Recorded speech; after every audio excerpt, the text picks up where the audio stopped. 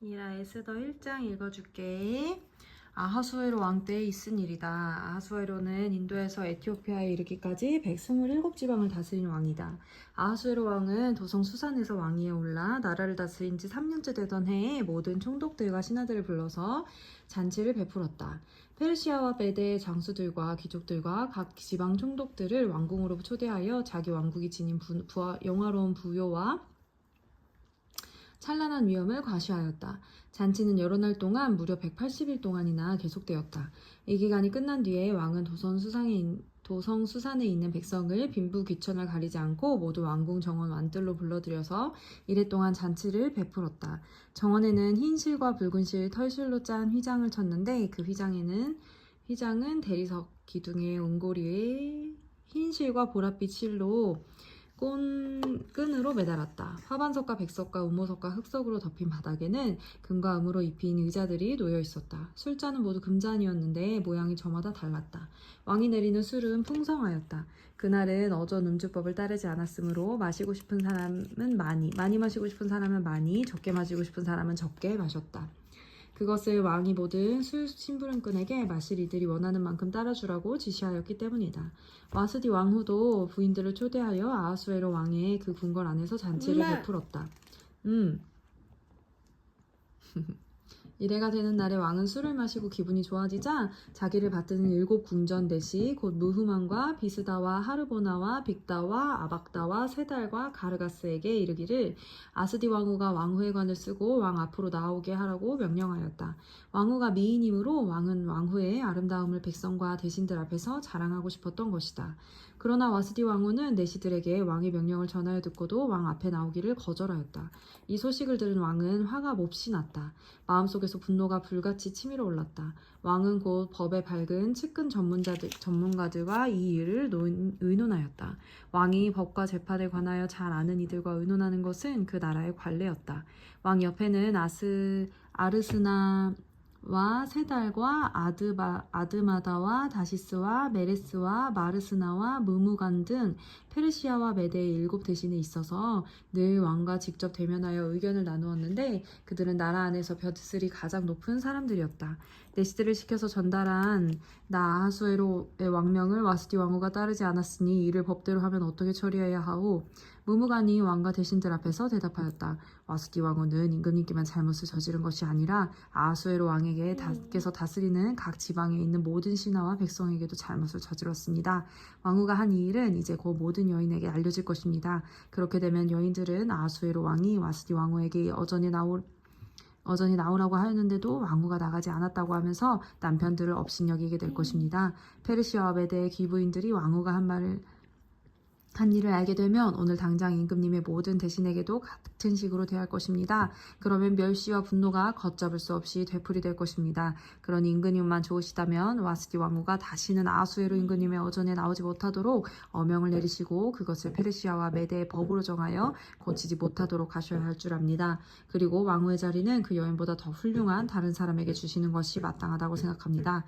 왕의 칙령이 이 큰 나라 방방곡곡에 선포되면 낮은 사람이고 높은 사람이고 할 것 없이 모든 여인이 저마다 자기 남편에게 정중하게 대할 것입니다.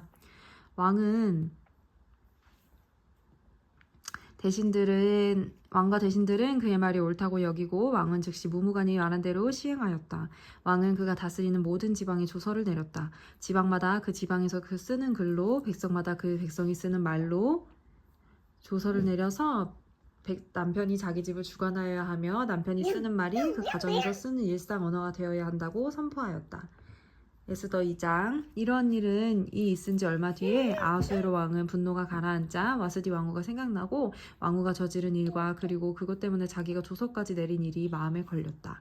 왕을 받드는 젊은이들은 이것을 알고 왕에게 말하였다. 임금님을 모실 아리따고 젊은 처녀들을 찾아보게 하시는 것이 좋겠습니다. 임금님께서 다스리시는 각 지방에 관리를 임명하시고 아리따고 젊은 처녀들을 뽑아서 도성수산으로 데려오게 하시고 후궁에 불러다가 궁녀들을 돌보시는 내시 해계에게 맡기시고 그들이 몸을 가꿀 화장품을 내리십시오. 그리하신 뒤에 왕 임금님 마음에 드는 처녀를 와스디 대신에 왕으로 삼으심이 좋을 듯합니다. 왕은 그 제안이 마음에 들어서 그대로 하였다. 그때 도성 수산에는 모르드게라고 하는 유다 남자가 있었다. 그는 베냐민 지파 사람으로서 아버지는 야일이고 할아버지는 시므이고 증조부는 기스이다. 그는 바빌론 왕 느부갓네살이 예루살렘에서 유다 왕 여고냐와 그의 백성을 포로로 끌고 왔을 때에 함께 잡혀온 사람이다. 모르드게에게는 하다사라고 하는 사촌 누이 동생이 있었다. 이름을 에스더라고도 하는데 일찍 부모를 여의었으므로 모르드게가 데려다가 길렀다. 에스더는 몸매도 아름답고 얼굴도 예뻤다. 에스더가 부모를 여의었을 때에 모르드게가 그를 딸로 삼았다. 왕이 내린 명령과 조소가 공포되는 관리들은 처녀를 많이 뽑아서 할머니 저기 방에 들어가셨어. 좀 이따 같이 만나러 가자. 알겠지? 도성 수산으로 보내고 헤게가 그들을 맡아 돌보았다. 에스더도 뽑혀서 왕궁으로 들어가 궁녀를 맡아보게 하는 헤게에게로 갔다. 헤게는 에스더를 좋게 보고 남다른 대우를 하며 곧바로 에스더에게 화장품과 특별한 음식을 주었다. 또 궁궐에서 시녀 7명을 골라 에스더의 시중을 들게 하고 에스더를 시녀들과 함께 후궁에서 가장 좋은 자리로 옮겨서 그곳에서 지내게 하였다. 에스더는 자기의 민족과 혈통을 밝히지는 않았다. 모르드게가 에스더에게 이런 것은 밝히지 말라고 단단히 일러두었기 때문이다. 모르드게는 에스더가 잘 지내는지 또 에스더가 어떻게 될지를 알려고 날마다 후궁 근처를 왔다 갔다 하였다. 처녀들은 아하수에로 왕 앞에 차례대로 나갈 때까지 정해진 비용법에 따라 12달 동안 몸을 가꾸었다. 처음 6달 동안은 몰약 기름으로, 다음 6달 동안은 향유와 여러 가지 여성용 화장품으로 몸을 가꾸었다. 처녀가 왕 앞에 나갈 때에는 원하는 것은 무엇이든지 다 주어서 후궁에게 대궐로 가지고 가게 하였다. 후궁에서 대궐로 가지고 가게 하였다. 저녁에 대궐로 들어간 처녀가 이튿날 아침에 나오면 후궁들을 맡아보는 왕의 내시 사스가스가 별궁으로 데리고 갔다. 왕이 그를 좋아하여 특별히 지명하여 부르지 않으면 다시는 왕 앞에 나아갈 수 없었다. 드디어 모르드게의 삼촌 아비하일의 딸 곧 모르드게가 자기의 딸로 삼은 에스더가 왕에게 나아갈 차례가 되었다. 에스더는 궁녀를 돌보는 왕의 내시 헤게가 하라는 대로만 단장을 하였을 뿐이고 다른 꾸미개는 요구하지 않았다. 그런데도 에스더는 누가 보아도 아리따웠다. 그가 아하수에로 왕의 침전으로 불려 들어간 것은 아하수에로가 다스린 지 7년째 되는 해 열째 달 곧 데벳월이었다. 왕은 에스더를 다른 궁녀들보다도 더 사랑하였다. 에스더는 모든 처녀들을 제치고 왕의 귀여움과 사랑을 되찾이하였다. 드디어 왕은 에스더 머리에 관을 씌우고 와스디를 대신하여 왕후로 삼았다. 왕은 에스더를 위하여 큰 자치를 베풀고 대신들과 신하들을 다 초대하였으며 전국 각 지방에 세금을 면제하여 주고 왕의 이름으로 여러 가지 상을 푸짐하게 내렸다. 처녀들이 두 번째로 소집된 일이 있는데 그때 모르드게는 대궐에서 일을 맡아보고 있었다. 에스더는 자기의 혈통과 민족에 관해서는 모르드게가 시킨 대로 입을 다물었다. 에스더는 모르드게의 스라에 있을 때에도 모르드게가 하는 말은 늘 그대로 지켰다. 모르드게가 대궐 문에서 근무하고 있을 때에 문을 지키는 왕의 두 내시 빅단과 데레스가 원한을 품고 아하수에로 왕을 죽이려는 음모를 꾸몄다. 그 음모를 알게 된 모르드게는 에스더 왕후에게 이 사실을 알리고 또 에스더는 그것을 모르드게가 일러주었다고 하면서 왕에게 말하였다.